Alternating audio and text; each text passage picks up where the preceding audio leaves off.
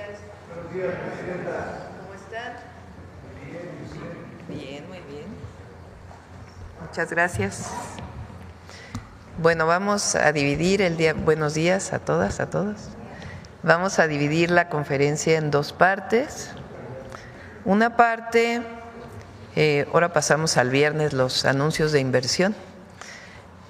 Una parte va a platicarnos el secretario de Economía, Marcelo Ebrard, sobre una inversión. Están aquí Willem Wigen, director ejecutivo de cadena de suministro y operaciones de Unilever Global, y Mildred Villegas, directora general de Unilever de México, que van a anunciar una inversión muy importante para nuestro país. Entonces daría la palabra a Marcelo y después que nos puedan informar sobre la inversión. Abrimos preguntas para ese tema y después nos quedamos con Paco Taibo para hablar de la Estrategia Nacional de Fomento a la Lectura, que va muy avanzada, que todos estén enterados, y muchas otras noticias relacionadas con el Fondo de Cultura Económica. Y cerramos con Suave Patria. Por ahí hay un videíto también que quedé de pasar hoy, también posterior lo presentamos. Bueno, también ayer hubo una muy buena noticia para México, que nos la va a comentar Marcelo también. Ayer salió una publicación de Estados Unidos, de CBP, en donde las autopartes mexicanas que se producen en México, las autopartes que se producen en México tienen 0 aranceles. Hubo demasiadas noticias ayer y ya no se valoró por parte de ustedes, de los medios, la importancia que esto tiene. Entonces es una muy buena noticia y le pediría a Marcelo que nos ayude a comentarla también. Entonces le doy la palabra a Marcelo, luego a Unilever y luego preguntas sobre el tema y después nos quedamos con Paco. Adelante, Marcelo. Con su permiso, Presidenta. Bueno, muy buenos días. Brevemente me refiero primero a la inversión, que ahora tú vas a explicarla. Es importante el ubicar que estos anuncios de inversión se están dando en medio de un mundo con la incertidumbre que tenemos el día de hoy. Tiene un valor adicional el que las empresas estén decidiendo invertir en México. Significa que están viendo que el futuro de México va a ser positivo y promisorio, si no, pues no lo harían, ya lo dirán ellos mismos. Es una inversión por 30,000 millones de pesos. Unilever, que es una empresa que ha tenido presencia en México muchos años, y lo van a hacer en varios estados de la República. Esto coincide con los objetivos que nos hemos planteado en el Plan México, por eso me pidió la Presidenta que los invitáramos el día de hoy.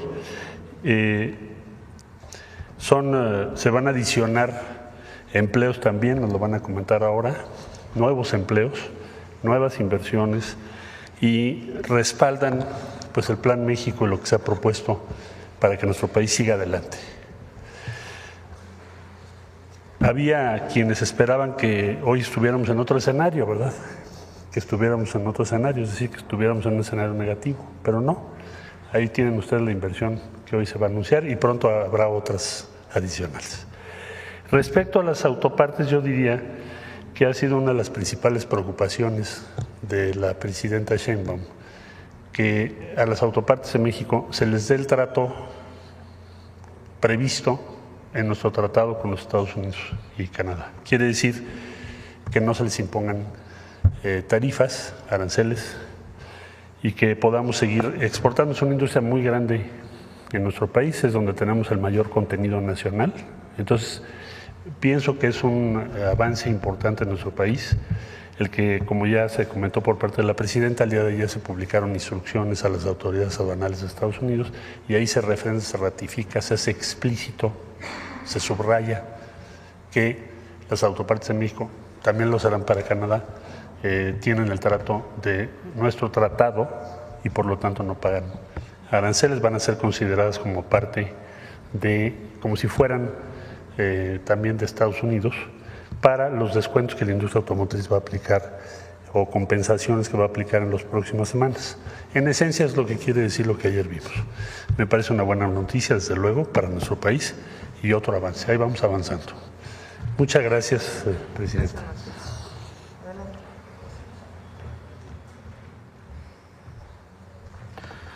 Muchas gracias, señora Presidenta Claudia Sheinbaum Pardo y señor Secretario Marcelo Ebrard. Respetables autoridades y representantes de los medios de comunicación, muy buenos días. Es un honor estar hoy aquí representando a Unilever, una compañía con más de 60 años de presencia en México, en este momento tan significativo. Personalmente, tengo un gran cariño para México. Aquí pasé 12 años de mi carrera y mis 3 hijas nacieron y crecieron aquí en este querido país. El compromiso que tenemos en Unilever con el desarrollo de México es a largo plazo, así como la visión de fortalecer nuestras operaciones, generar empleo y llevar innovación a nuevos niveles. Con enorme orgullo me complace reafirmar nuestro anuncio de inversión en México por un total de 30,000 millones de pesos que se implementarán entre 2025 y 2028 para incrementar nuestra capacidad productiva en fábricas, con nuevas líneas de manufactura, proyectos de logística, e impulsar la digitalización de nuestras operaciones y fortalecer nuestras marcas, muchas de ellas icónicas para miles de mexicanos. Esta inversión es una de las más significativas de la historia de la compañía en este país. Refleja nuestra confianza en el crecimiento, la innovación y la calidad, y además del inmenso potencial que vemos en México y su gente. También coincide con los principios del Plan México del Gobierno para impulsar el bienestar, fomentar un crecimiento sostenible e incluyente y contribuir activamente a construir un futuro más próspero para todas y todos. Una parte fundamental de esta inversión son 8,000 millones de pesos que serán destinados específicamente para puesta en marcha de nuestra planta en el estado de Nuevo León. Esta cantidad se suma a los 8,000 millones de pesos ya invertidos para su construcción. Se trata de una de las fábricas de mayor vanguardia que tenemos en América Latina y que estará ubicada en el municipio de Salinas Victoria. Desde aquí se crearán productos de belleza, de cuidado personal, de nuestras marcas líderes como Dove, Rexona y Sedal, con capacidad de abastecer el mercado interno y de América Latina. A la planta se incorporarán tecnologías de punta de última generación, eficiencia energética e innovación en sustentabilidad. Con esta inversión se generarán 1,200 nuevos empleos directos y indirectos en México, contribuyendo al dinamismo económico del país y que se suman a los más de 7,000 colaboradores que hoy trabajan en Unilever de México. Quiero agradecer profundamente a la Presidenta Claudia Sheinbaum, a la Secretaria de Economía y al Gobierno de México por acompañarnos en este camino, además de generar un ambiente que fomenta la inversión con impacto social. Hoy celebramos este anuncio con un ejemplo de cómo en Unilever de México transformamos la inversión en impacto real, en empleos, en tecnología, cadenas de valor más fuertes y la aceleración del potencial de este gran país.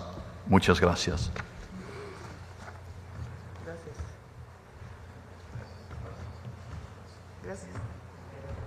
Sobre el tema vamos a algunas preguntas. Adelante.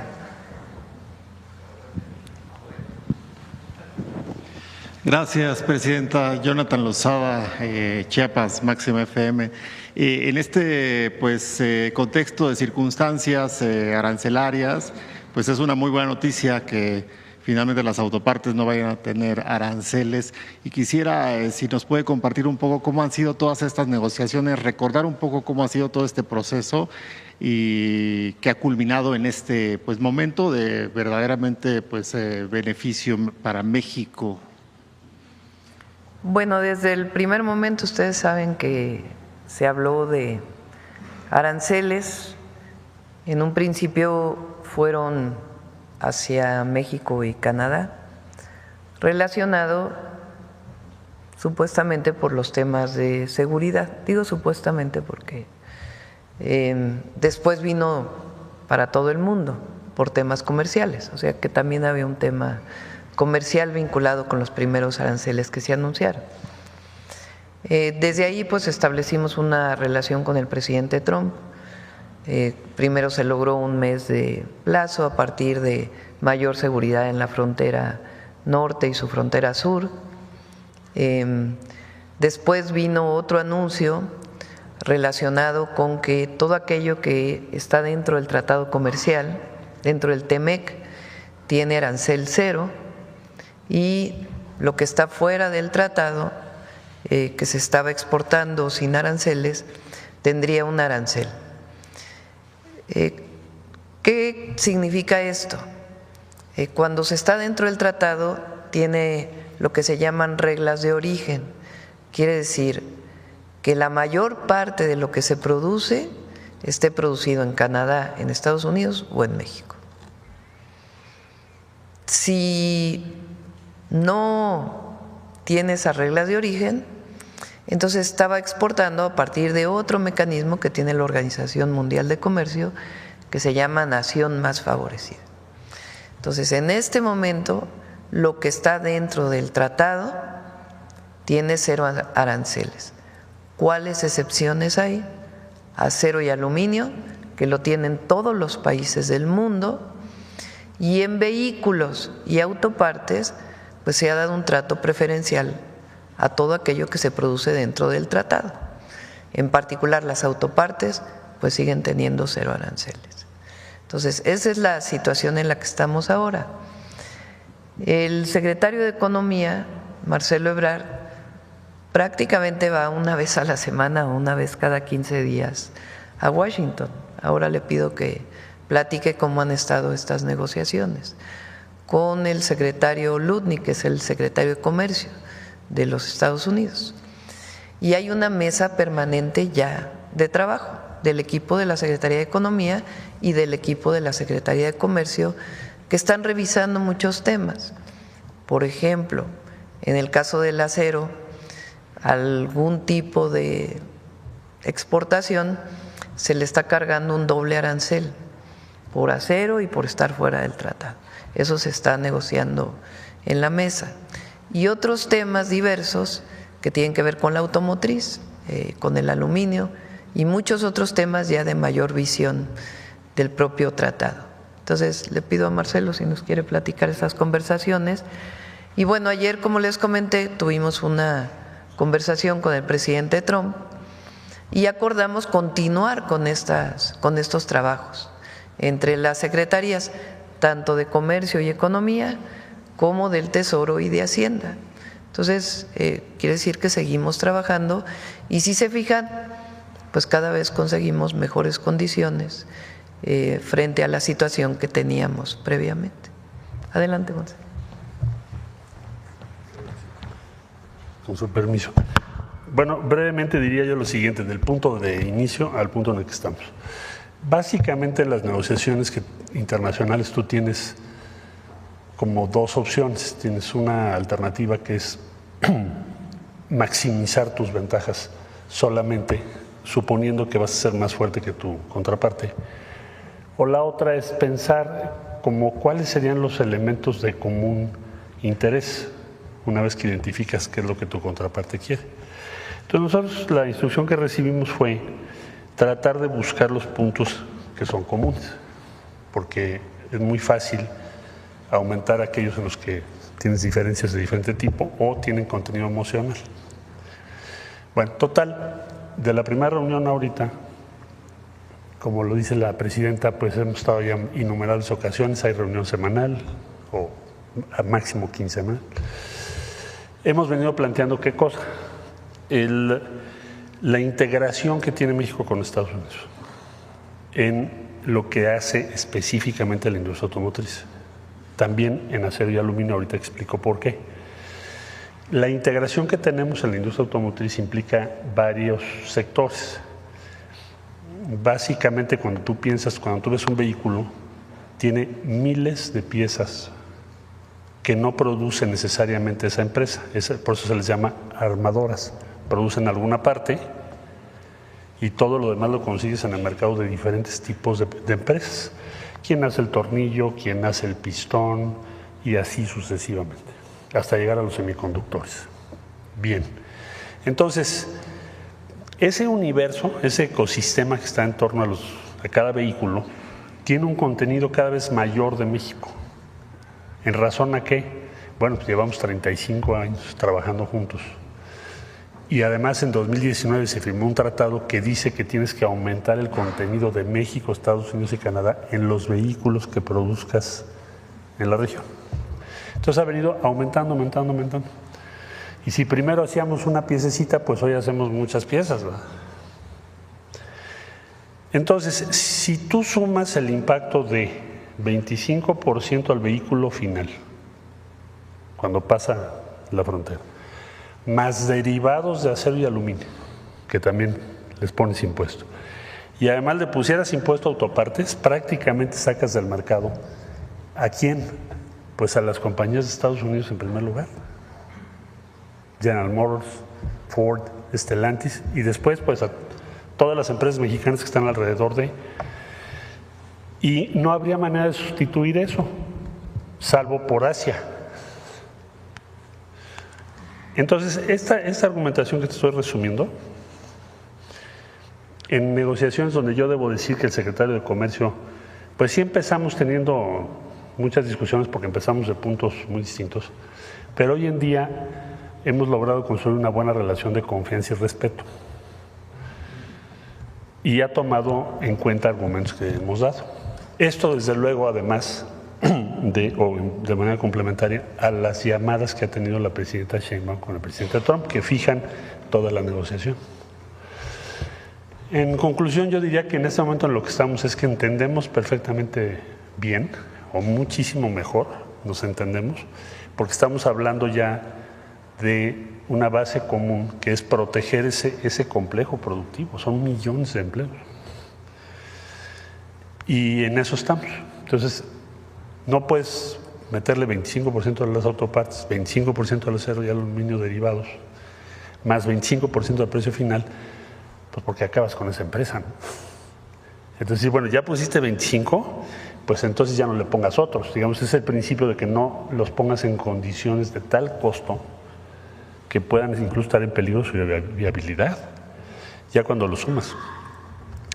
Por ejemplo, le decíamos, bueno, me recuerdo muy bien porque hicimos hasta un video por indicaciones de la presidenta, que creo que fue muy buena idea, de explicar, que creo que lo presentamos aquí, respecto a un pistón, que cruza 7 veces la frontera. Entonces, bueno, es nada más una pieza, ¿no?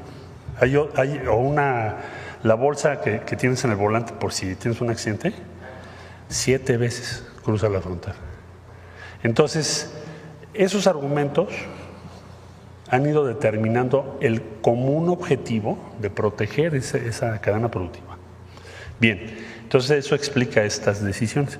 Y desde luego la gestión que la presidenta ha hecho por persuadir al presidente Trump, que no es fácil, ¿verdad? Me consta. Entonces, en donde estamos es ahí. Creo que esto nos va a conducir ¿a qué punto?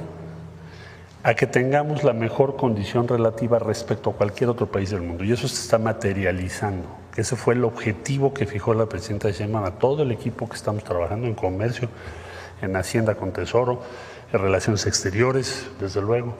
Todos estamos trabajando en esa misma dirección y creo que pues ahí vamos avanzando. No echamos campanas al vuelo, porque esto es día a día, pero cada día algo se avanza. Ayer hubo una instrucción a las aduanas de Estados Unidos donde se subraya esto de las autopartes. Entonces, bueno, pues es un avance, ahí vamos en el camino correcto. Gracias. Presidenta, en estos avances que ha tenido en las negociaciones… La exportación de autopartes de México son 70,000 millones de dólares.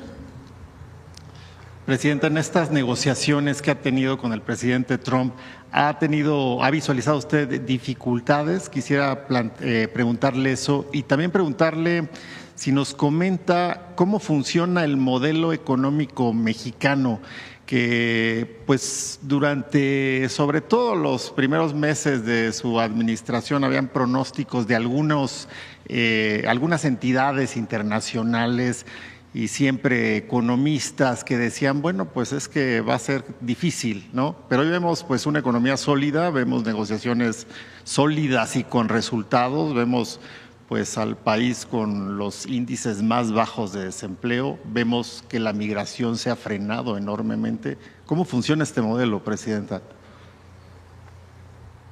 La economía mexicana durante mucho tiempo, a partir del primer tratado,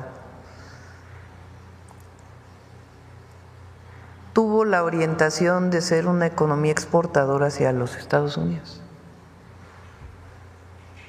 Comenzaron a aumentar las exportaciones. Durante una época, el principal producto que exportábamos era el petróleo, y eso dominaba la economía de México en términos de sus exportaciones.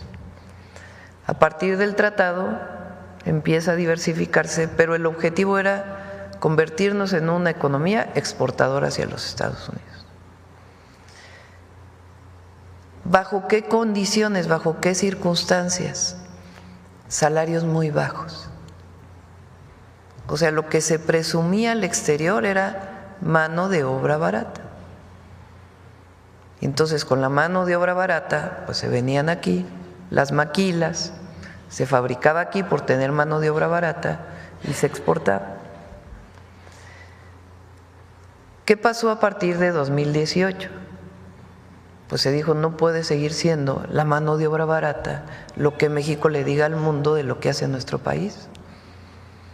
Entonces, en primer lugar, tienen que aumentar los salarios, porque es una injusticia lo que estaba ocurriendo de que durante 36 años no aumentara el salario mínimo. Entonces, hoy tenemos ya 7 años en donde el salario mínimo ha ido aumentando más del doble, y eso ha permitido o ha presionado también a que el salario medio, o sea, los otros salarios que no son el mínimo, también aumenten.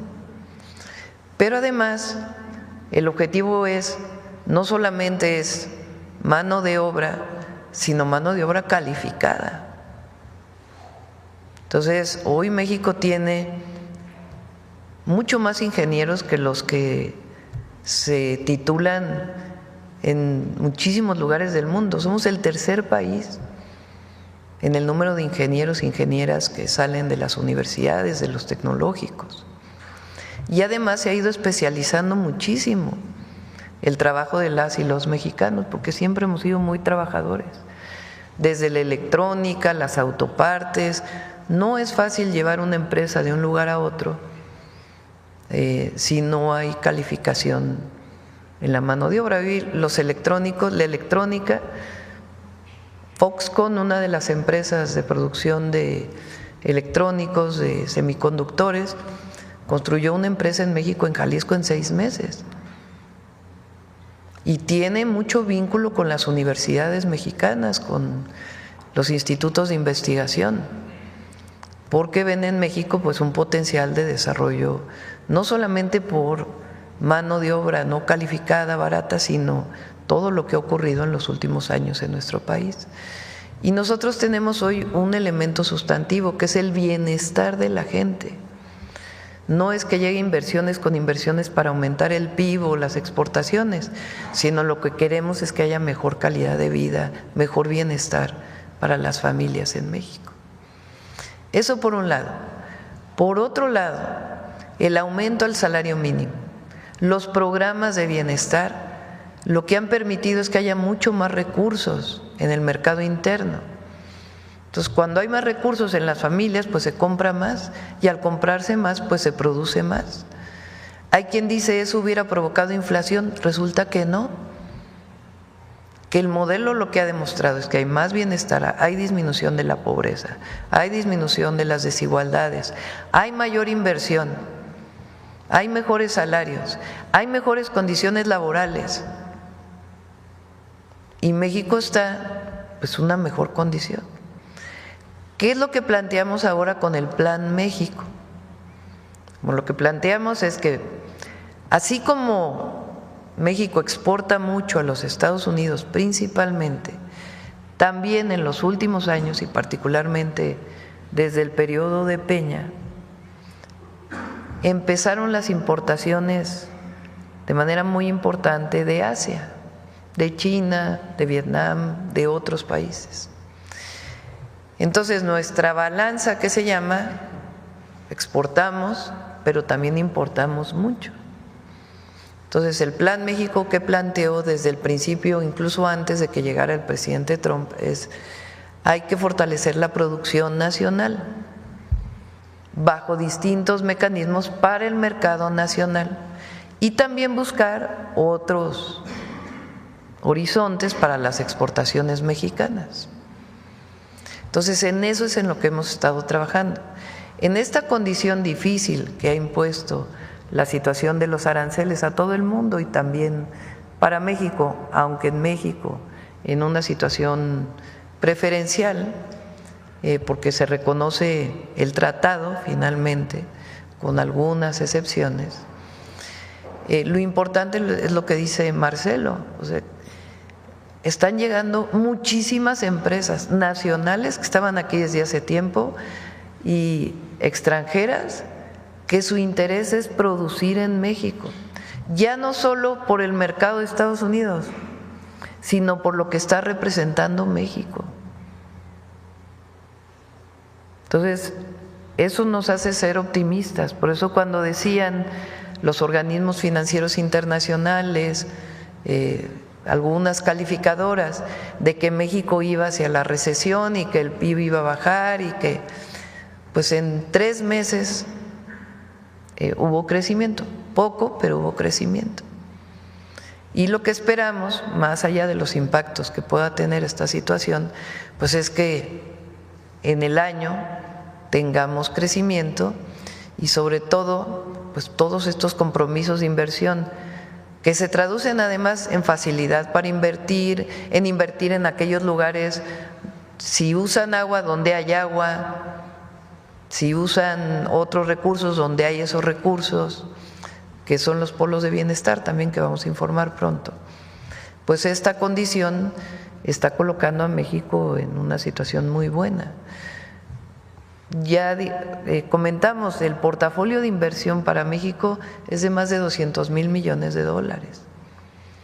Y lo que se está haciendo es una mesa de trabajo para facilitar pues todos los permisos en un marco de fortalecer nuestra economía interna y también lo que significa las exportaciones.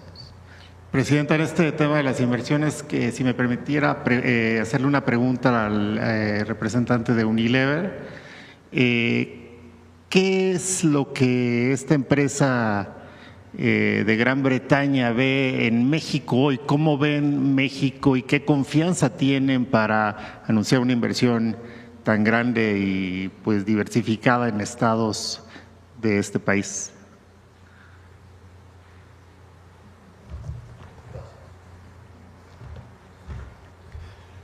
Muchas gracias para la pregunta. México para nosotros, para Unilever, es uno de los mercados principales, los más grandes que nosotros tenemos y con mucha historia que tenemos aquí.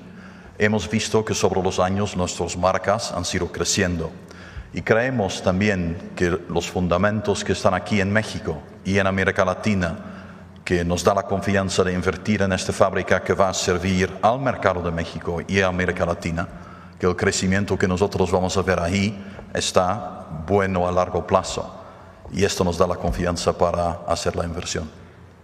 ¿Cuántos son los empleos en total? Nos había platicado de los que serán en Nuevo León, pero en total, ¿cuántos tienen pensados, directos e indirectos? Directos e indirectos con la inversión que hacemos en Nuevo León son 1,200 y tenemos ahí un total de empleos en Unilever de México de 7,000. Muchas gracias, presidente. Gracias. Si posteriormente me da oportunidad de hacer otra pregunta, se lo agradecería. Sí. A ver, una más, nada más, para a ver aquí atrás y luego ya. ¿Qué tal? Muy buenos días a todos y a todas. Juan Hernández de Diario Basta, Tabasco Hoy, Campeche Hoy y Quintana Roo de Grupo Cantón. Bueno, ya han mencionado las ventajas competitivas que tiene México. Ya han mencionado las ventajas estratégicas, las energéticas, pero sí me gustaría preguntarles a los directivos de Unilever. Ustedes cuando observan todo este panorama adverso, negativo que dan organismos internacionales, ustedes le apuestan a invertir en México. Aparte de estas ventajas competitivas, ¿qué otras ventajas, estrategias ustedes ven en México? Personal, ventajas políticas y bueno, también ¿en qué otros estados ustedes más van a invertir? Porque están hablando de 30,000 millones de pesos, pero ¿cómo lo van a ir distribuyendo a lo largo de estos 3 años?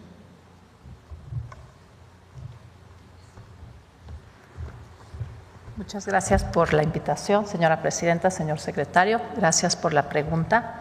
De esta inversión serían 8,000 millones que van a la planta de Nuevo León.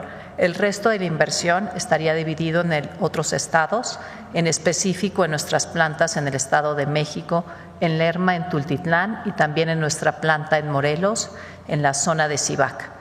Adicional a las ventajas que vemos en temas de estabilidad, también vemos ventajas en cuanto al talento y al mercado mexicano. Todavía hay muchas posibilidades de seguir creciendo aquí internamente y es por eso que tenemos más de 60 años y vamos por muchos más.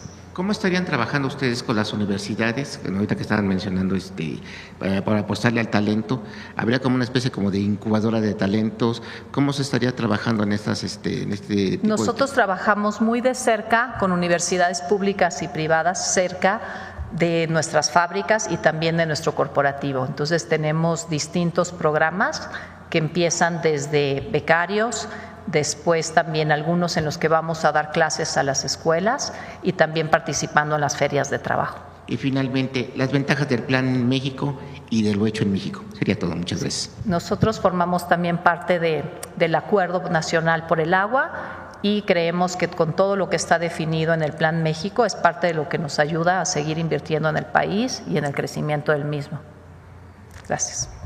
Vamos a cerrar aquí, si les parece, el tema de Unilever y las inversiones y pasamos con Paco Taibo. Si quieren, despedimos a nuestros invitados para… ¿Te parece? Sí. Deja que despidamos aquí a nuestros invitados. Una foto acá para que…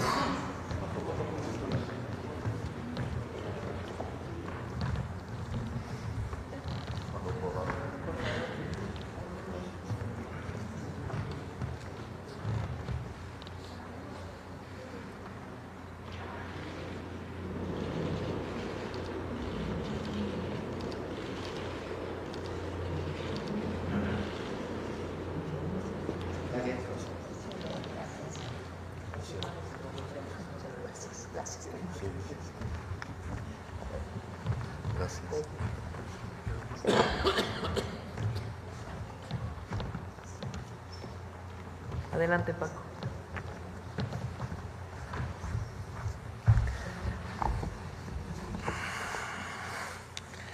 ¿Cambia la vida un libro? Sí, sí lo cambia. ¿Cambia el mundo? Sí, sí lo cambia. No hace falta explicar esto. El que lo sabe, el que no lo acaba de creer, lo creerá.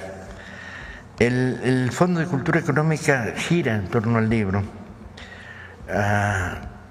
El libro permite pensamiento crítico, crea modelos de imitación de cómo vivir y para qué vivir, destruye neuronas averiadas, es el gran constructor de pensamiento vivo, activo, y el destructor de racismo, machismo.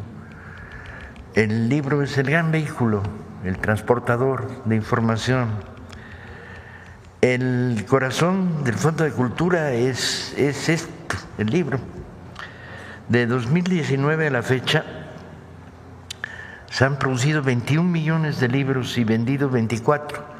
Esta diferencia entre producidos y vendidos es porque además vendemos libros de otras editoriales. El fondo no solo es una cadena productora editorial, sino también una cadena comercial, una red comercial. mantuvimos e incluso impulsamos la existencia del catálogo histórico de 15,000 títulos, que sostuvo durante años a miles de lectores del mundo universitario, hispanoamericano, hispanoparlante, historia, economía, antropología, ciencia. Y simultáneamente había que, cuando iniciamos la nueva administración, había que volver a convertir el fondo en una editorial popular. Esto significaba poner énfasis en colecciones de gran divulgación. Empezamos por crear Vientos del Pueblo. Vientos del Pueblo fue una aventura complicada y tuvimos que generar libros con costos que iban de 11 a 20 pesos, costos a la venta, precio de venta, de los cuales ya hemos vendido en estos años 3 millones de ejemplares, y aumenta.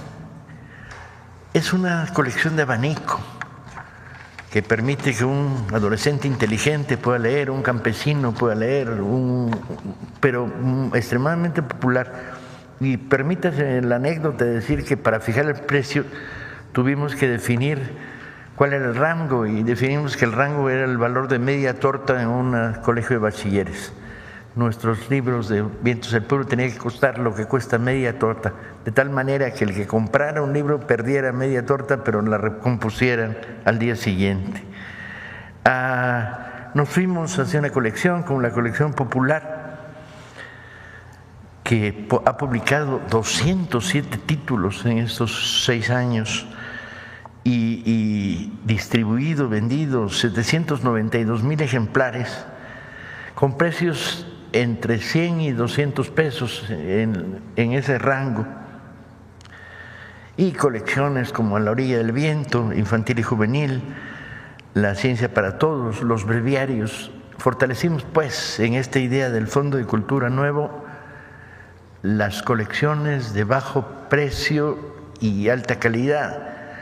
Incorporamos nuevos géneros literarios que no estaban en el fondo, absurdamente: novela gráfica, literatura policíaca, ciencia ficción, literatura fantástica, novela histórica, y todo esto buscando una política de bajar el precio del libro.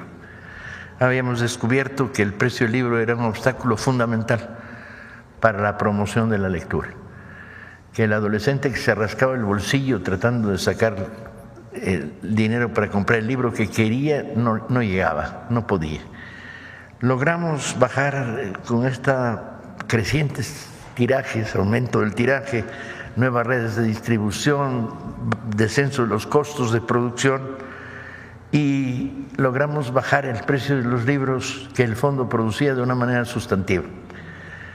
Me permito una anécdota arbitraria, que es hace 6 meses le pedimos a lectores en una librería que tomaran los 10 libros del Fondo de Cultura que les apeteciera y que tomaran 10 de editoriales transnacionales. Y la diferencia era que el paquete de nuestros libros costaba 1/3 del paquete de las competencias. Esto significa presión en el mercado para bajar el precio de los libros, fundamental. De 2019 a la fecha, en nuestras filiales fuera de México, se han producido más de 2 millones de libros y se han vendido más de 6 millones, tomando en cuenta libros de otras editoriales. El problema no solo estaba pues en la producción, donde tratamos de violentar la variedad, las nuevas colecciones, el carácter popular y el precio, sino el problema está en la distribución. La distribución, cuando iniciamos, era absolutamente tradicional: librerías, centros comerciales, poco más que eso.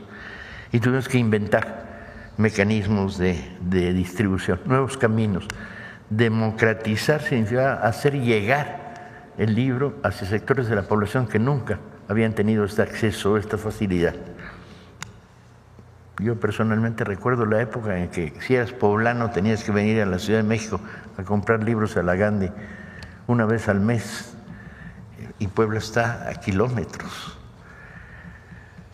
La red de librerías Fondo Educal se fortaleció, son 109 librerías en estos momentos, 27 librerías en el extranjero: Argentina, Colombia, Chile, España, Guatemala, Perú, Ecuador, Venezuela, Cuba, Paraguay y Estados Unidos. Todas estas librerías eran deficitarias y estas filiales eran deficitarias hace 6 años, hoy ya no lo son. Ampliamos el concepto de librería y se crearon mini librerías en 45 tiendas del Superiste. Se creó una participación continua que el año pasado nos llevó a estar en 100 ferias del libro en toda la República y 103 ferias del libro en el extranjero. Inventamos los tendidos de libro en las universidades. De 2023 a la fecha hemos realizado 218 de estos tendidos, que son mesas abiertas que regalan libros que tenemos descatalogados y que no tienen viabilidad económica. Los regalamos dependiendo la escuela en la que vamos, y al mismo tiempo hacemos una oferta de los libros del fondo.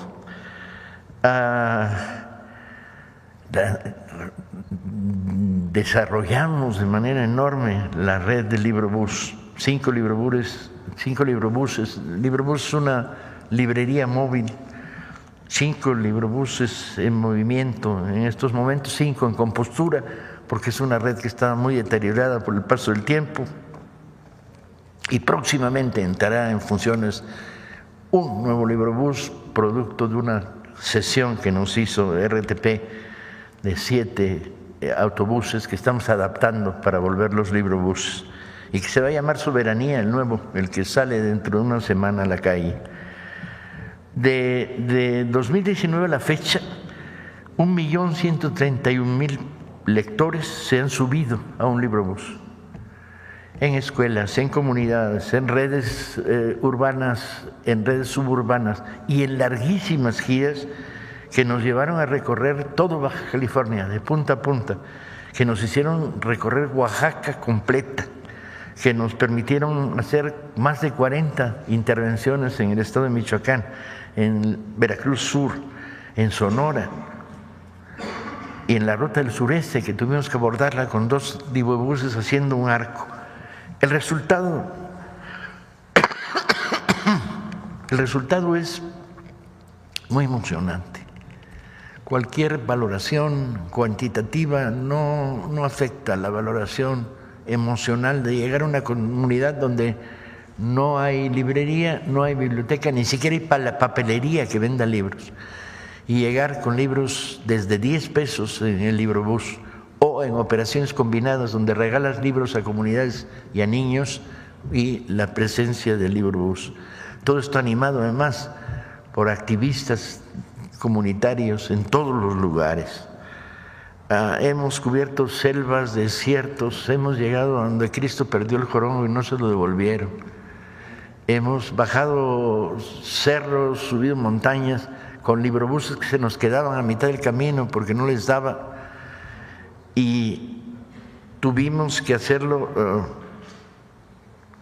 con libros, cargados de libros, y con una interacción comunitaria muy potente. Era emocionante ver en Baja California, en un campo de jornaleros, cuando los niños podían comprar el primer libro, habían hecho alcancía durante 1 mes y medio, y con eso les daba para un libro de 10 pesos, y lo tomaban, y tuvimos que hablar también diciendo, si tú compras uno y tú compras otro, luego pueden rolarlo, creando mecanismos nuevos de distribución. Por último, tuvimos que crear una red de información que no existía. Ante la ausencia de recursos de difusión, tuvimos que empezar a construir programas sobre libros con 2 características: que fueran divertidos, que fueran amenos, que no se sintieran como el castigo de la cultura superior que cae sobre los inferiores que la vemos, y tratando ya en estos momentos de tener 5 programas de televisión, 5 de radio, El mitote librero, Leer una aventura, o Perro o Libro que ladra no muerte. Y todo ello a costo cero, o sea, aportando la producción. Y sin duda la clave es la colaboración. Solamente en una colaboración súper estrecha, animosa, voluntariosa con los medios públicos de comunicación hubiera sido esto posible. Y la colaboración que no solo se expresa en esto, sino se expresa en las relaciones con ayuntamientos, comunidades, bibliotecas públicas, a la Brigada para la Libertad, con la que estamos permanentemente asociados en presencia en ferias a lo largo de todo el país. Pero quizá el salto más potente ha sido en el fomento de la lectura. Arrancamos hace 6 años con la existencia de salas de lectura, 3,000 que hubo que valorar una por una para ver si existían o si eran nombres que se habían perdido o si estaban en el papel y no estaban en la realidad. Y en este momento tenemos 21.118 salas de lectura ciudadanas registradas en todo el país, con las que estamos trabajando.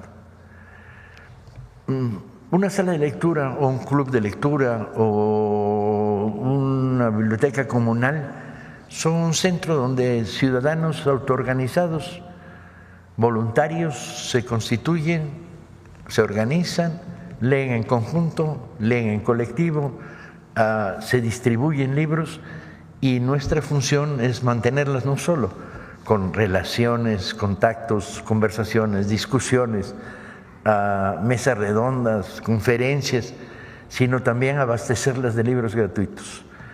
Esto significa que estas promotoras y promotores, y cuando empezó el proyecto me preguntaron cuál sería la definición ideal de una activista de sala de lectura, era una maestra de izquierda y jubilada que reunía las condiciones de habilidad pedagógica, voluntad de servicio al pueblo y tiempo libre. Y cuando fuimos a Oaxaca, cientos de maestras jubiladas y de izquierda se presentaron como voluntarias y ahí creció la primera gran red de clubes de lectura. Ha habido un avance notable entre niños y en adultos mayores, pero para llegar a los adolescentes nos hemos roto la cabeza de 1000 maneras. Hay un fenómeno de pérdida de lectura en el mundo adolescente hacia otras formas de diversión más sencillas, más gratificantes en lo inmediato, menos profundas, más superficiales, y esto nos ha obligado a la provocación constante para volver a recuperar para la lectura al mundo adolescente, juvenil. Las anécdotas son extrañas. Damos conferencias en Mexicali en una sala donde reciben a niños que han sido deportados sin sus padres y mientras se localiza a sus padres hay una escuela y un centro habitacional para ellos. Hablamos sobre la libertad, el libro como una manera de libertad, y al día siguiente se fugaron 13, con lo cual éramos responsables indirectos de la fuga. Afortunadamente en un día regresaron 12 de los 13 y en un año habían formado un club que se llama Patitos en Libertad, un club de lectura con gran éxito que ha proliferado y ha ido creando relación de sustitución. Salen niños, desaparecen, se unen a sus padres, encuentran su destino y llegan nuevos niños. Eso, o convencer en una normal de que los 3 mosqueteros son todos para uno y uno para todos, y una de sus claves es el concepto de solidaridad, o convencer en un bachilleres en Jalisco de que los que han leído a Neruda ligan más, con lo cual provoca una sonrisita pública y tienes que decirlo, no, está estadísticamente comprobado, y al final del día descubres que lograste que los 20 poemas de amor se vendieran en esa escuela 100 de ejemplares, porque supongo que ahí se ligaba poco. Es la provocación la clave, es romper los esquemas tradicionales que dicen tienes que leer, no tienes, puedes, No estaría mal, te abre una puerta y significa impulsar estos elementos. Para mantener una red de fomento a la lectura de este tamaño, del 2019 a la fecha se han donado más de 7 millones de libros en México, en colaboración con gobiernos estatales, municipios e instituciones. Destaco la colaboración enorme con la Brigada para Leer en Libertad. Provocación, la última. Lo reto a que me muestren una población de más de 5,000 habitantes que no tenga club de lectura. Y si me la muestran, pues va a haber un recado ahí, déjenme verificar, sí, porque rápidamente nos comunicamos con ella para crearlo. Para dar un ejemplo de la intensidad que ha sido este proceso que vincula la producción del libro, la ampliación, el fomento a la lectura, las nuevas redes de distribución, en esta semana, la última que pudimos medir, la semana del 21 al 27 de abril de 2025, tuvimos 180 actividades, de las cuales 100 en el extranjero por parte del Fondo de Cultura. Presentaciones de libros, debates, sesiones de cineclub con discusión, regalos de libro en comunidades, lecturas colectivas, cuentacuentos, toda la variedad de los instrumentos incentivadores del mundo del libro. Muchas gracias, Presidenta. Sobre el tema, pues de una vez, Paco, ¿qué? Déjeme ponerme los lentes de ver de lejos. Ya. ¿Sí? Sí. Gracias, Paco Ignacio, muchas gracias. Arturo Pavón del Chapucero. Nada más preguntarle de qué manera el Fondo de Cultura Económica, a través de sus distintas redes de fomento a la lectura, han ayudado a fortalecer el humanismo mexicano. En particular tendríamos que iniciar por una definición de humanismo mexicano. En el canon recién creado, decir que el humanismo mexicano es el hijo de vertientes de pensamiento político nacional y el juarismo, el movimiento liberal, el magonismo, el cristianismo progresista de los años 60, esto que hace eco en lo que llamamos humanismo mexicano, habría que decir que damos cientos de conferencias al mes sobre temas de historia de México.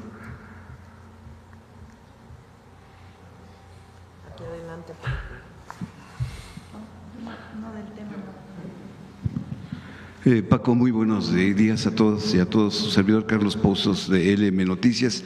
Mi pregunta es, en 1935 Daniel Cosío Villegas busca la implementación de una biblioteca básica que se tenga en todo el país.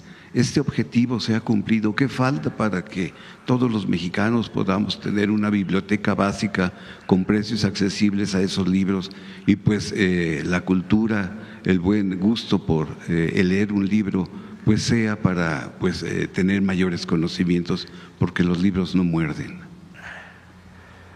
La idea de una biblioteca básica es peligrosa, porque ¿qué debe estar dentro, qué debe estar fuera? Y hemos intentado, cuando hicimos 21 para el 21, tratamos de tener una biblioteca básica, literaria, dentro de las posibilidades que nos presentaba. Yo creo que la clave es la colaboración. Cada vez que avanzamos en términos de colaboración, en esta semana inauguramos redes de clubes de lectura en reclusorios de alta seguridad y en el programa de la mujer, de sembradoras. Cada vez que vas creando una colaboración en estos niveles, vas construyendo la idea de una biblioteca no básica, sino más o menos profunda. Estuvimos discutiendo con los organismos estatales y nacionales de vivienda si cuando se entrega una vivienda deben ir 5 libros en la vivienda. O sea, además de los ladrillos, los utensilios higiénicos, si debe haber 5 libros en cada vez que se entrega una vivienda. Y esto sería básico, hay que pensarlos bien, cuáles son estos 5 libros, o variarlos por regiones, porque otro de los problemas que encontramos es que el país es de una complejidad tal que cuando tú dices costa de Veracruz, 200 clubes de lectura en comunidades costeras, enseñanza media casi todos, y les dices, les vamos a mandar El viejo de mar de Hemingway, la historia de un pescador, y te reviran diciendo, oye, la mitad les encantó, pero la otra mitad no quieren ese, porque ya de pesca no les interesa. ¿Qué les mando? Y me dicen, mándanos de dragones. Y les mandamos de dragones y agarramos los libros del viento, fuego y el mar y los mandamos a la Sierra de Aguascalientes, donde no habían visto el mar. Entonces, la flexibilidad de la idea de una biblioteca básica es muy grande, porque cada vez notamos más la voluntad de la construcción y la necesidad de la producción de libros de historias regionales. Los clubes que surgen están continuamente presionando, queremos las leyendas de la región, queremos, y estamos publicando algo en lengua, originales, pero además de eso estamos creando una red de producción que no tiene que ver con papel, porque no hay tantos lenguaparlantes como lenguahablantes, sino que tiene que ver con la voz, y estamos haciendo audiolibros en lengua para distribuirlos a través de redes comunitarias que existen en todos lados. Es impresionante cuando tocas suelo la capacidad de colaboración. Es fascinante ver el fenómeno de este país. ¿Podría leer más? Sí, puede leer más. Está leyendo más, sin duda. Donde tocas, está leyendo mucho más. Y la voluntad de colaboración, la voluntad de millares de voluntarios regalando horas de su tiempo libre para hacer fomento a la lectura, pero también de millares de funcionarios de diferentes instituciones que cuando tocas la puerta dicen va, y cada uno de estos significa un ahorro de recursos y de esfuerzos. Gracias.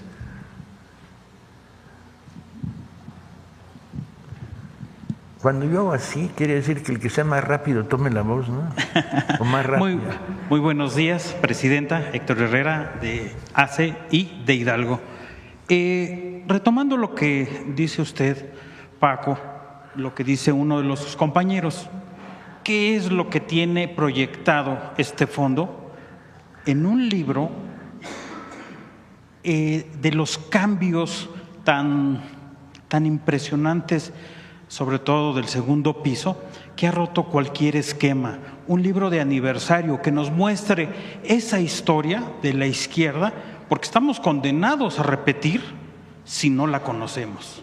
Si está usted proyectando algún libro cincuentenario de nuestra historia, el centenario, no lo sé. Para mí, para mucha gente, sobre todo de los que todavía somos asiduos lectores, picando piedra en ello, leer para mí no hay otra cosa más que tener un libro físico. Todavía no lo digital no los guardo. Verdaderamente podemos hacerlo, verdaderamente lo tiene proyectado para darnos a conocer la historia. Pedírselo a los escritores. Y en mi condición de escritor en las noches ya no me da el día ni siquiera para escribir la novela que estoy escribiendo. Tienes que pedirle a los autores. El fondo puede editarlo y de hecho está editando, pero el estímulo debe venir por parte de la comunidad creadora. No le pidan peras al olmo. El fondo no es una escuela de escritores, ni pretende serlo ni va a serlo. Es un aparato de editorial, de distribución y de fomento a la lectura, muy variado, muy imaginativo, pero no hace los libros que usted quería leer. Esos tiene que pedírselo a los autores.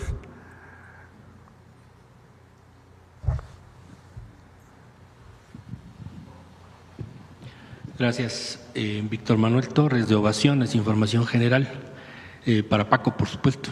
Es una pregunta concreta. En términos presupuestales, antes de su administración, se hablaba que el Fondo de Cultura tenía una paridad de 1 peso por 1 peso, 1:1. ¿Qué quiere decir?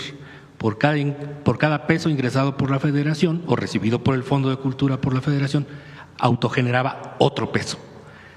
La pregunta es si esta paridad, esta proporción sigue preservándose o se mejoró o empeoró, es decir, ¿qué pasó con esta paridad? Y después, el año que viene, menos de un año, se va a celebrar 2 décadas de la librería, no sé cómo calificarla, quizá más importante, más grande, eso sí, del Fondo de Cultura, la Rosario Castellanos en la Colonia Condesa. ¿Tiene algún preparativo? No, no preparamos nada a un año, por favor. Preparamos a un mes, a 15 días, a una semana. Muy bien, Y en grandes programaciones, en estos momentos estamos preparando un proyecto del que hablaremos pronto. ¿Quieres decirlo? ¿Ya les puedo? Sí. Viene uno grande de veras, con lo cual, con permiso de la presidenta, y si no, no andaría yo de hocicón, les puedo informar que estamos preparando el lanzamiento a escala de toda América Latina de una colección que va a ser llamada 25 para el 25, que va a regalar a jóvenes 2,5 millones de libros en Argentina, Colombia, Cuba, Venezuela, Chile, Paraguay, Honduras, Guatemala y México. Este es un proyecto a iniciativa que arrancamos y está coordinando con editoriales y con gobiernos estatales para hacer un lanzamiento simultáneo de estos 2,5 millones de libros hacia fines de este año. Es el proyecto más grande de fomento de la lectura y tiene un objeto muy claro. El objeto es hacer que jóvenes y adolescentes lean por placer, que descubran el placer de leer, ¿sí? Es una colección muy variada que incluye textos de la época del boom y un poquito posteriores. Incluye a García Márquez, a Benedetti, a Galeano, muy importante la presencia de autoras mexicanas como Adela Fernández, que habían tenido poco éxito, o la Gran Premio de Poesía Piedad Bonet, colombiana. 25 libros, y ese es el gran proyecto de lanzamiento hacia fin de año. Estamos en la cocina porque hay que poner de acuerdo a muchos sectores, partes, porque es un proyecto colaborativo también. La paridad sí, seguimos 1 a 1. Sí. A veces con retrasos y demoras por parte de uno o de otro, pero no, se conserva.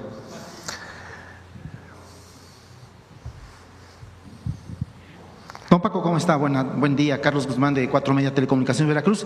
Me preocupa un dato que acaba de dar hace unos instantes, ahorita que está mencionando la colección 25 para el 25, es de que ha bajado, según dijo usted, el número de lectores adolescentes. Es algo que me preocupa porque finalmente es la generación que viene. Y en el caso mío, cuando yo tenía mis hijas pequeñas, nos daban en la primaria un fascículo que era para leer 100 palabras o algo así por minuto, en el caso de cuarto, quinto y sexto de primaria. Pero es preguntarle qué va a hacer o qué se está buscando hacer por parte del Fondo de Cultura. Sé que no es la SEP, pero es un organismo que produce libros, para que esta cultura de no leer, que está mencionando usted, que sea, o de lectura que se ha perdido, no sé de cuánto sea, si nos pueda profundizar el dato y ver qué estrategia se va a hacer aparte del 25 con el 25, por favor. Curiosamente no se ha perdido entre niños. El crecimiento del niño lector por interés y curiosidad ha venido creciendo de manera notable. Y en coordinación con la SEP, que es la Secretaría de Educación Pública, se dedica a la educación formal, lectoescritura, lectura de aprendizaje, lectura de velocidad, nosotros impulsamos la educación sentimental, lectura por placer, lectura por interés, lectura por curiosidad. Y entre los niños ha estado creciendo. Donde está la traba es en el mundo adolescente. Y ahí ha habido una pérdida de lectores que es incalculable. Pero pregúntale a los que ves dándole al telefonito todo el día que tienen los dedos gordos afilados. El signo es, si tienen los dedos gordos afilados, quiere decir que leen poco. Pero hay que, a ver, otra vez, el problema no es un problema de dar una confrontación entre formas de diversión. Ha sido un error cuando se ha hecho. Fútbol no. Apaga la tele, enciende un libro, no.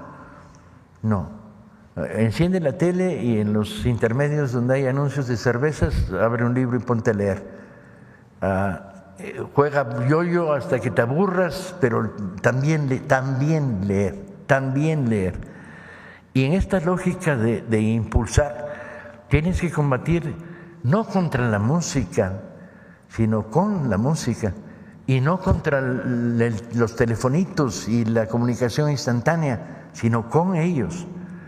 Entonces, hemos estado buscando estrategias, desde decir, leer una cuarteta de un poema al día mejora la calidad neuronal y ligas más. Decirles a los adolescentes ese tipo de mensajes que son muy provocadores. Y ese sector donde ha habido pérdida, en este sector de estudiantes de enseñanza media y superior, no en el sector infantil, ahí ha crecido. O sea, cuando hablas del futuro, el futuro está avanzando y yo diría que muy bien en México.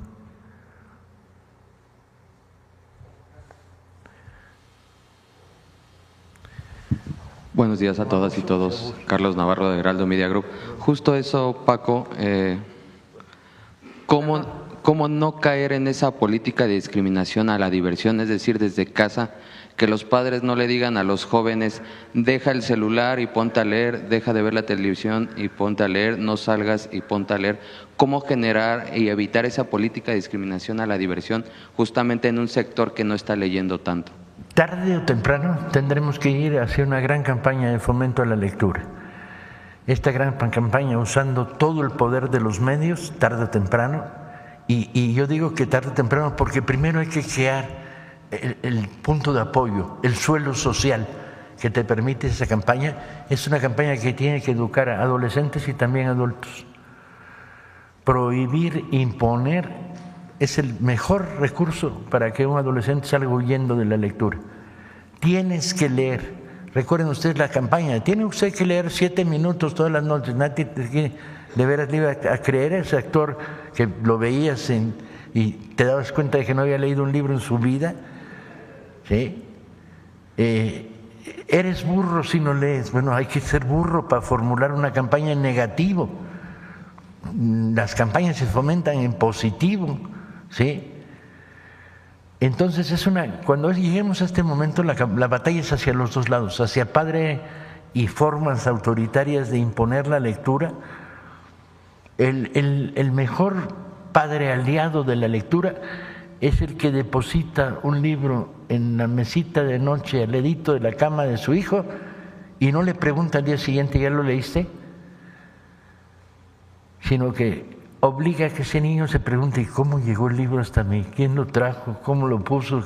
¿Y por qué? El gran motor de la voluntad de leer es la curiosidad. Y eso es lo que hay que estimular.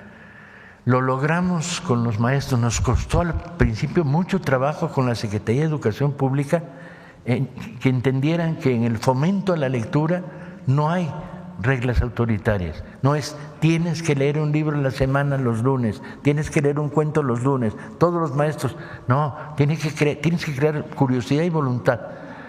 Y cuando entendimos eso hemos avanzado de manera notable, complementaria con la Secretaría de Educación Pública, en algunos lugares excepcionalmente complementaria. ¿Hay forma de competirle de manera paralela a plataformas como TikTok o Facebook, las redes sociales? Hay que capturar TikTok, no hay que competir. Hay que hacer TikTok. Yo hago TikToks y leo manga. Y no por eso he perdido mi capacidad para contarles durante una hora quién era Leonardo da Vinci. El TikTok no demerita. El TikTok es una forma. Tenemos que apoderarnos de las estructuras mediáticas dándoles contenido, riqueza, imaginación y no el miedo. Gracias.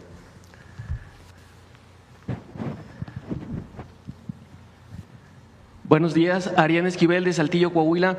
En mi estado actualmente se está llevando la Feria Internacional del Libro.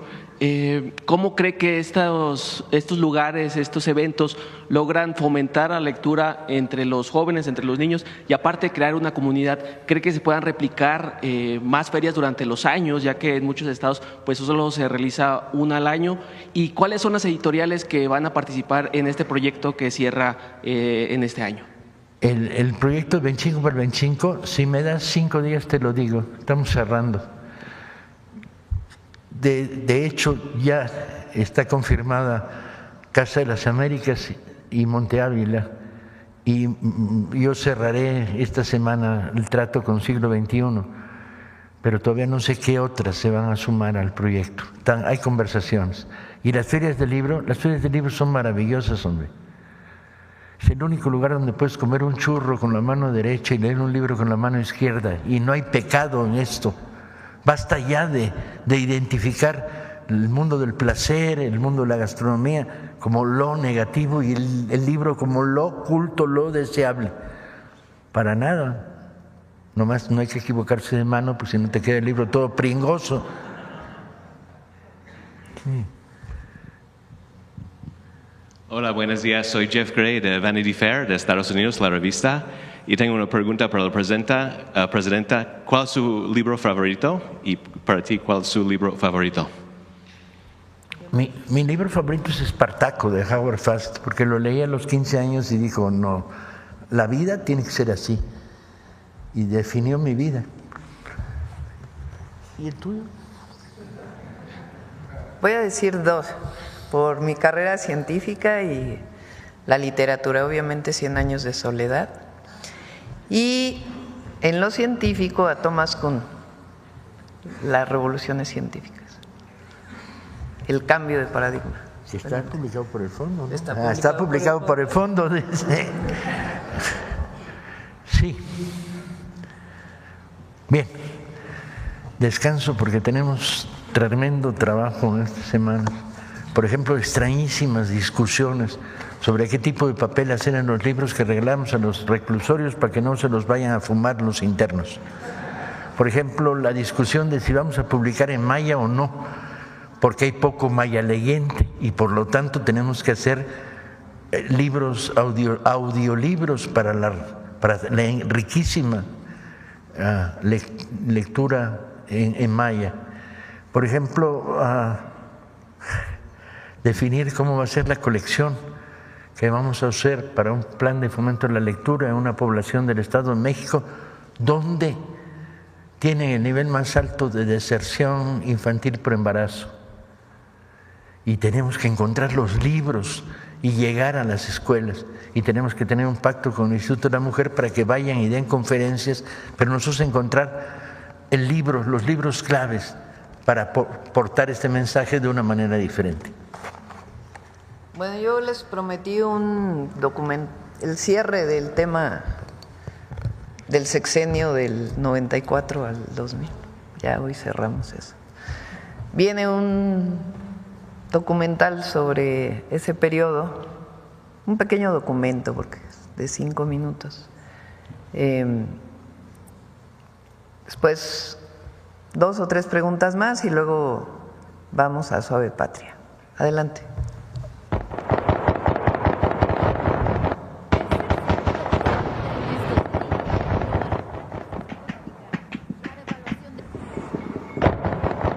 No tiene sonido.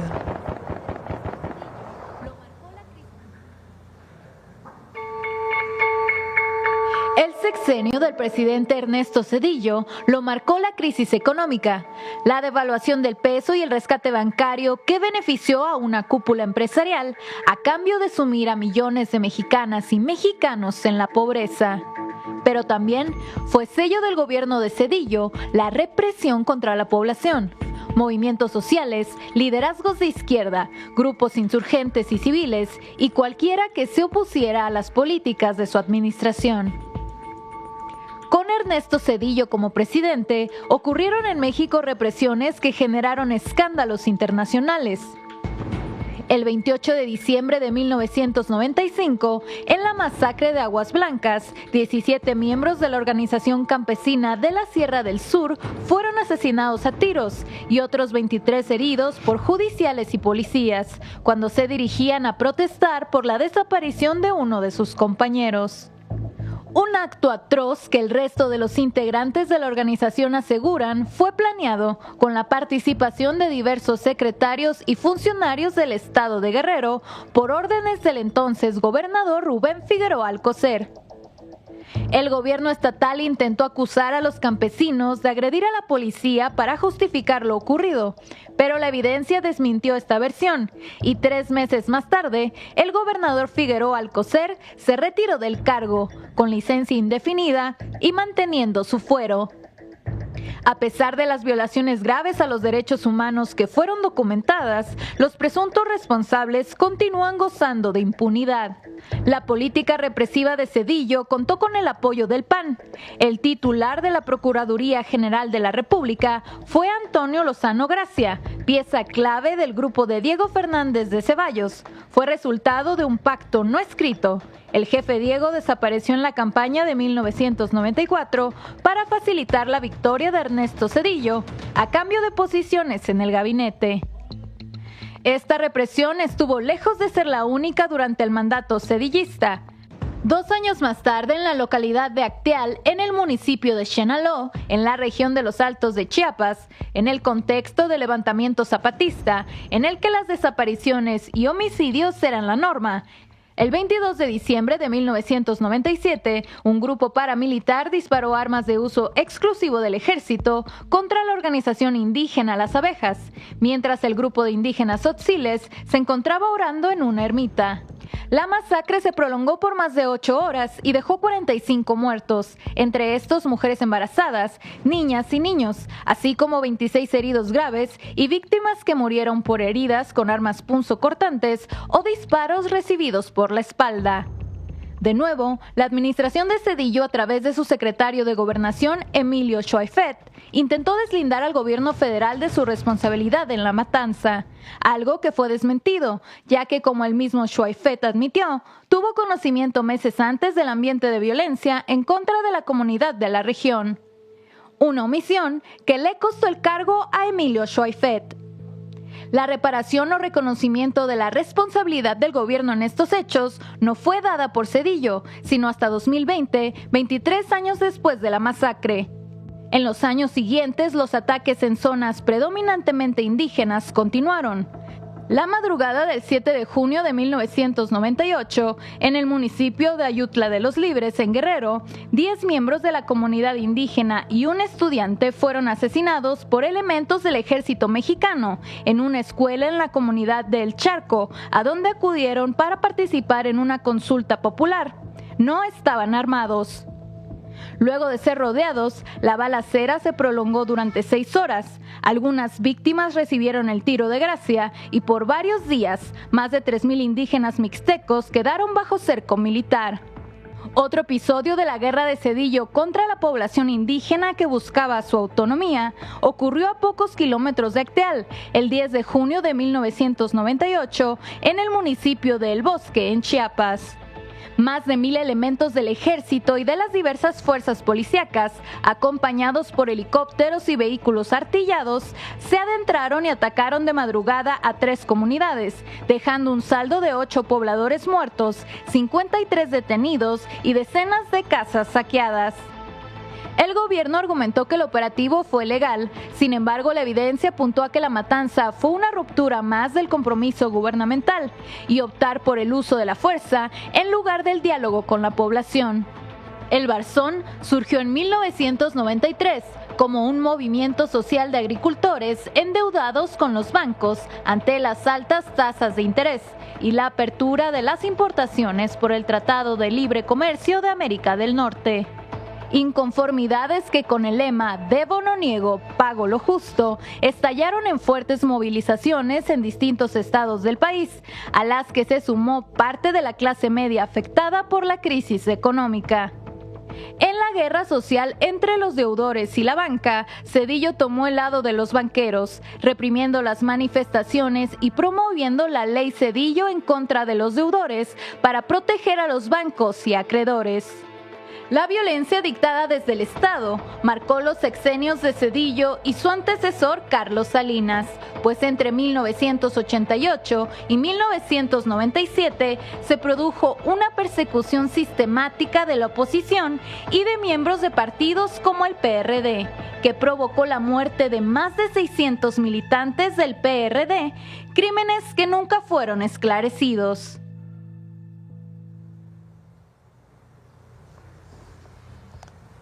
¿Por qué ponemos esto?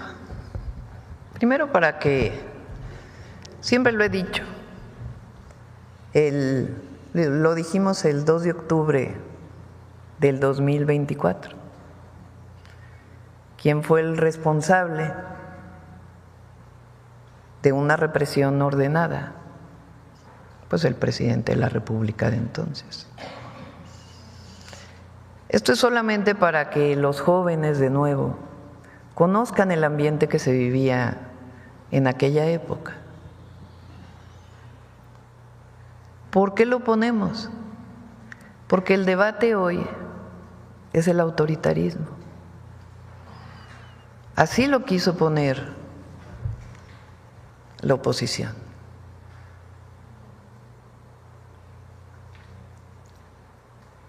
¿Es autoritario llamar al pueblo de México a votar por el Poder Judicial? ¿Es autoritario que haya libertad de expresión? ¿Que se pueda decir lo que uno quiera en cualquier medio? ¿Es autoritario que no se censure? Y no estamos más que informando desde los distintos puntos de vista, y que el que escucha la mañanera, el que lee un artículo, tome su propia decisión, su propia forma de ver el mundo y de ver la historia de México. Entonces, así como hay una acusación directa a la presidenta de la República de que es autoritaria porque hay elecciones en el Poder Judicial, pues vamos a hablar de épocas donde se vivió el verdadero autoritarismo vinculado con la represión. Cuando hay un momento de autoritarismo que tiene que ver con represión a movimientos sociales, movimientos indígenas, cuando tiene que ver con asesinato desde el Estado de dirigentes sociales, entonces hablemos de autoritarismo. Es nada más para que quien nos escuche y quien lee y quien escucha los medios, pues haga sus propias reflexiones y lea qué ocurrió en aquella época y qué ocurre hoy, cuál es el espacio de libertad que se vive hoy y los espacios que se vivieron en aquella época. Entonces, con esto cerramos el tema y pues ya que la ciudadanía, que el pueblo de México pues tenga la información suficiente, sobre todo los jóvenes que no vivieron aquellas épocas. Nosotros ya pasamos por una historia de nuestro país, tenemos nuestras reflexiones, pero que cada quien decida con información dónde hay autoritarismo y dónde hay libertad y dónde hay democracia.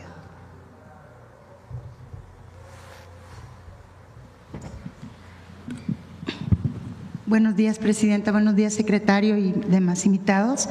Soy Yesenia Peralta de Business Energy, Gaceta y de .cdmx. Ya vamos creciendo, Presidenta. Bueno, mi pregunta, más bien mi intervención es acerca de que el día de ayer finalizó el Tianguis Turístico 2025 en Baja California, Tijuana y playas de Rosarito. Estuvimos presentes cubriendo este magno evento. Los resultados fueron extraordinarios, centrándose básicamente en una afluencia de compradores o agencias de viajes que acudieron desde Estados Unidos por la cercanía de Tijuana. Muy acertado el Tianguis y haberlo hecho en este terreno. Se obtuvo un récord Guinness por la mayor asistencia a un tianguis turístico enfocado a una sola nación, hablando de más de 7,500 personas en un solo día, 1,380 millones de pesos en derrama económica y 71,882 citas de negocios, las cuales 50% se concretaron. El tema de tocar esto, Presidenta, es porque A pesar de las relaciones entre Estados Unidos y México, el tema de turismo ha sido un tema bastante bondadoso y que atrae el fomento en el empleo, inversión, y fue muy importante estar presentes ahí y destacar que muchos de los inversionistas hoteleros comentaron que hay una gran importancia en el turismo médico, están invirtiendo, la gente de Estados Unidos está llegando a Tijuana a invertir les ha hecho crecer, ha hecho que el fomento al empleo crezca, porque las personas de Estados Unidos han llegado a curarse, a pasar momentos de salud en hoteles que han implementado pisos completos como clínicas de recuperación, lo que ha traído una derrama económica importante y que, bueno, considero como medio de comunicación, Presidenta, que el apalancamiento que representa el turismo para México es muy importante. Dentro de lo que usted considera en el Plan México, ¿ocupa un lugar de importancia el turismo? Sí, por supuesto. Es uno de los temas que no se presentaron aquel día que presentamos el Plan México, el 3 de abril creo que fue, ¿no? El 4 de abril. Lo estamos incorporando, obviamente. Les doy algunos datos del Tianguis Turístico. Sí. Recibió récord Guinness 2025 por ser la edición con mayor número de asistentes a una feria de turismo nacional, con 7,395 personas registradas. Contó con la asistencia de 8,781 personas de 46 países que concentraron negocios con 3,957 expositores, 1,187 empresas y 1,773 compradores, 69% provenientes de Estados Unidos y Canadá. Además, es el primer tianguis que se hace binacional. Exactamente. Se lograron 71,882 citas de negocios, de las cuales 50% concluyeron en venta, beneficios económicos al Estado, generó una derrama económica de 1,380 millones de pesos, una ocupación hotelera superior al 90% y se consolidó como la edición con mayor pernocta en la historia.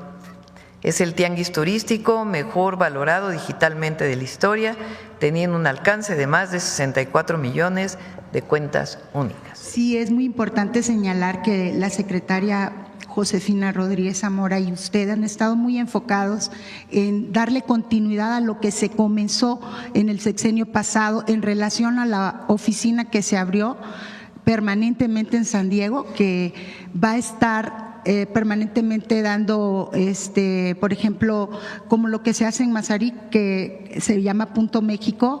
Cada mes se va a estar promoviendo el turismo de México en ese país, lo que va a generar una derrama económica porque se vio el interés. Nosotros asistimos y vimos el interés, Presidenta, de que al ciudadano común no le están interesando las relaciones quizá no muy… Pues lo que se está dando en este momento, el turismo siempre decide dónde va y está decidiendo por México, lo que nos puede posicionar de la posición 6, podemos pasar a la posición 5 en breve. Eso son buenas noticias y bueno, nosotros estuvimos presentes y creo que va a ser algo muy importante que el turismo dentro del Plan México ocupe una posición importante para el apalancamiento económico de la nación. Por segundo, en otra situación, Presidenta, a partir de la implementación de las leyes secundarias decretadas el pasado 18 de marzo, se ha venido avanzando enormemente en la recuperación del terreno perdido en relación a las actividades de Comisión Federal de Electricidad. Recordemos que desde el sexenio pasado se ha venido recuperando esta soberanía de un 55 a un 55%, lo que se traducirá en beneficios importantes para la recuperación de lo que ya se había perdido, lo comentaba en sexenios anteriores, y ahora lo importante es la electrificación en comunidades marginadas bajo un programa que se denomina Casa por Casa y que se está implementando en comunidades donde no había electrificación. Se ha habido un gran avance. ¿De parte de quién? Comisión Federal está… Pero no se llama Casa por Casa, eso es importante porque hay una nota falsa que está saliendo en redes, en donde dice que CFE tiene un programa que se llama Casa por Casa para cobrarle a quien debe electricidad. Eso es falso, no existe ese programa. Exacto. Se llama Sol del Norte, el programa que tenemos de promoción de paneles fotovoltaicos en Mexicali particularmente, y hay un programa que se llama Justicia Energética, que está en todo el país, y particularmente ahora estamos dedicándole más recursos a las comunidades aisladas de Durango. Sí, no quise decir que se denomina, sino que el programa es ir casa por casa viendo las necesidades que existen en las regiones marginadas para ver problemas de pagos, para ver problemas… No, pero es que ese no existe. Ese programa no existe, no. No se llama Casa por Casa. O sea, hay un programa normal. Bueno, entonces infórmeme acerca de esto. Sí, sería bueno. Voy a que venga, porque es importante. ¿Por qué lo digo? Porque en redes hay muchas noticias falsas y el Casa por Casa lo están tomando como si estuviéramos obligando a la gente a pagar. Entonces, vamos a traer a Emilia para que para que aclare ese punto, porque lo que sí es un hecho es que ya se están reuniendo con el Consejo Administrativo y se ha avanzado en relación a las leyes secundarias que se implementaron a partir del 18 de marzo. Gracias por aclarar el tema. Me gustaría mucho que ahondara en eso. De acuerdo, traemos a Emilia Calleja. Muy amable. Mi pregunta acerca de esto que estoy tocando es ¿cuál es su perspectiva a finales de este año después de la aplicación de estas leyes secundarias? ¿Cuál es su perspectiva al final de este año, ya de la aplicación? Son dos cosas importantes con la reforma energética o la reversión de la reforma energética del 2013 y de años anteriores. Uno es que está de nuevo integrándose verticalmente tanto Pemex como CFE. ¿Qué quiere decir esto? Durante muchos años y después con la reforma del 2013, CFE, que era una sola empresa, la dividieron en subsidiarias regionales. Entre otras razones, su objetivo era privatizarlas. Igual Pemex está dividido en subsidiarias y como en 40 filiales, y cada una tiene su propio consejo de administración. Entonces, ahora con las leyes nuevas, con la reforma, donde CFE y Pemex vuelven a ser empresas públicas del Estado, vamos a ir quitando las subsidiarias con cuentas claras, transparentes, pero dejar de que haya tanta dispersión que ha sido no en favor de las empresas públicas, sino en su contra. Entonces, eso es lo primero que es muy importante. Lo segundo es, en particular en CFE, pues nuestro programa para el sexenio son 25,000 megawatts más de generación. Muy pocos países en el mundo tienen este programa. El día de ayer una empresa muy importante que quiere invertir en México la recibimos, ya haremos su anuncio cuando se formalice. Decía que en Estados Unidos, tener un megawatt adicional de energía es complicadísimo.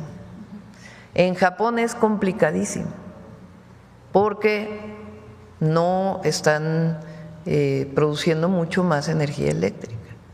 Y en México sí tenemos un programa de mayor producción y una buena parte de esa producción con energías renovables.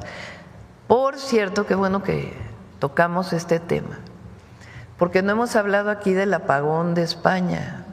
Sí. El presidente de España, después de distintos análisis que siguen haciendo de qué produjo este apagón, responsabilizó a las empresas privadas, porque en España hubo un proceso de privatización del sector eléctrico muy fuerte, que ha tenido problemas de aumento en la tarifa de manera impresionante y ahora de la situación que se vivió en España. Entonces, es importante hablar de esto porque en el periodo neoliberal el objetivo era privatizar todo, incluso la energía Eléctrica y Comisión Federal de Electricidad. Zedillo fue en el que en 1999 presentó el cambio para que CFE se privatizara por completo. No se logró gracias a las movilizaciones sociales que hubo en aquella época. Particularmente el Sindicato Mexicano de Electricistas tuvo un papel muy importante en aquellas movilizaciones. Pero muchísimos participamos en aquellas movilizaciones en contra de la privatización porque siempre dijimos que no iba a ser a favor del desarrollo nacional, sino al contrario. Entonces, ahora se permite 46% de inversión privada y la nueva inversión privada va a ser principalmente en energías renovables y 54% de Comisión Federal de Electricidad a partir de distintas fuentes y también de las fuentes renovables de energía. Podemos ver lo que pudiera haber sido para México si se hubiera privatizado. Tenemos un espejo con lo que está ocurriendo. Sí, en muchos otros lugares donde ha habido problemas relacionados con que finalmente acabó por privatizarse todo y se generan incluso problemas técnicos, no solamente pues lo que significa en términos de la soberanía energética, sino también de los problemas técnicos que se generan producto de este proceso de privatización. Y no lo digo yo, lo dijo el propio presidente de España. Bueno, gracias, Presidenta. Entonces, su perspectiva a fines de este año de la aplicación de estas leyes secundarias es positiva. Sí, es muy positiva, ya lo vamos a ir mencionando. Muy amable. Solamente para terminar, nosotros contamos con una línea de ayuda social y bueno, hay una petición, Presidenta, del pueblo el Poblado Libertad de Cunduacán, Tabasco. Han estado solicitando desde hace más de una década en anteriores sexenios una petición acerca de, ellos querían llevar una extensión del Instituto Tecnológico Nacional a ese poblado que alberga muchos poblados a su alrededor y no se había conseguido nada hasta el sexenio pasado con Andrés Manuel López Obrador. Se autorizó y el Instituto Tecnológico Nacional Mexicano aprobó responsabilizarse o asumir el 50% de la inversión para el proyecto en ese poblado, pero no ha caminado porque pues por la Secretaría de Educación debería de poner el otro 50%. Estamos de acuerdo que fue casi a finales del sexenio pasado. Lo revisamos con gusto. Exacto, solo que me piden ellos, hay una Universidad Rosario Castellanos asignada para Tabasco, le mandan a decir, Presidente del comité, que si lo pudiera llevar a ese poblado donde ellos ya cuentan con 17 hectáreas para el proyecto que ya se tiene desde hace 10 años, o una cosa u otra, ya sea la extensión del Instituto Tecnológico o la Universidad Rosario Castellanos, que lo revisamos con Javier a muchos jóvenes. Si les parece. Muy bien, gracias, sí. Presidente. Bueno, y vamos a cerrar hoy. Vamos a Suave Patria, si les parece. Adelante, Roland. Con su permiso, Presidenta. Puica, Presidenta. Puica, secretario, director, amigas, amigos reporteros. Puica desde Palacio Nacional. Les acabo de saludar en la lengua botuná, el matlatzinca, como muchas y muchos de ustedes lo conocen, que principalmente todavía se habla en el Estado de México. Los pueblos y las comunidades originarias están en estrecha relación y armonía con el medio ambiente. No es de extrañarse que sean considerados como guardianes y protectores de todo lo que rodea a la naturaleza, las plantas, las aves, los animales, los ríos. Hoy, en Suave Patria, les quiero compartir un ejemplo del esfuerzo comunitario, del trabajo en equipo, del trabajo en comunidad, pero sobre todo el cuidado que tienen por dejar un mejor ambiente a nuestras hijas e hijos. Si me lo permite, Presidenta, les invito a ver la siguiente cápsula.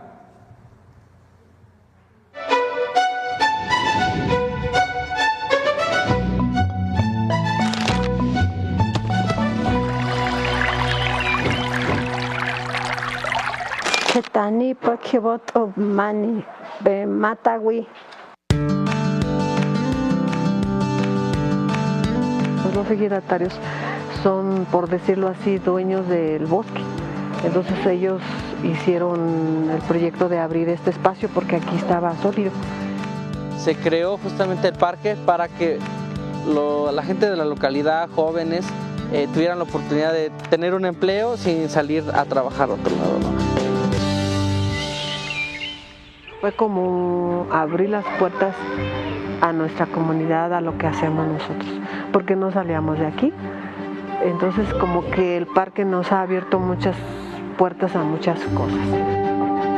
Porque somos las Maclacincas y que somos los únicos y nos sentimos muy orgullosos de estar aquí en este pueblo, que estamos en la gloria donde hay todavía que hay árboles, que hay el agua, todo lo que es la naturaleza.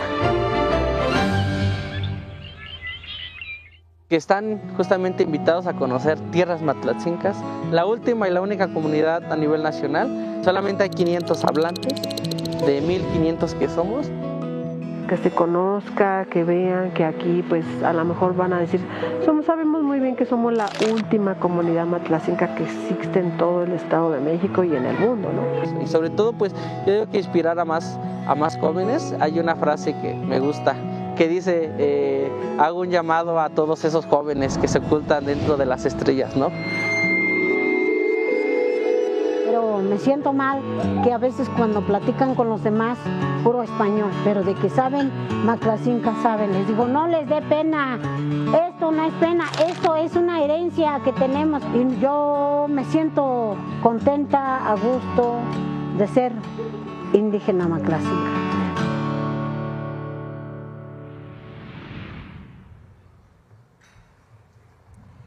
¿Cómo no enamorarse de este gran país, de su diversidad cultural y lingüística que nos han enseñado? Como pudimos ver, los pueblos y las comunidades indígenas no estamos peleados con la modernidad. Al contrario, estamos adaptando toda esa modernidad a la naturaleza. Porque seguir transformando al pueblo de México es trabajo de todas y de todos. Y como lo dice una frase en la lengua botuná, tututu shinhe, netowa runteiki nemansihe, pueki cuenchori, gente bicowi. Hacemos un llamado a todas esas personas que se ocultan dentro de las estrellas. Y a mis hermanas y hermanos matlatzincas desde Palacio Nacional, gracias. Gracias por cuidar nuestro aire, nuestra agua, nuestra vida. Pero sobre todo por seguir protegiendo nuestra Nana Hani, nuestra madre tierra, Bapiti. Muchas gracias. Gracias, Presidenta. Buen día.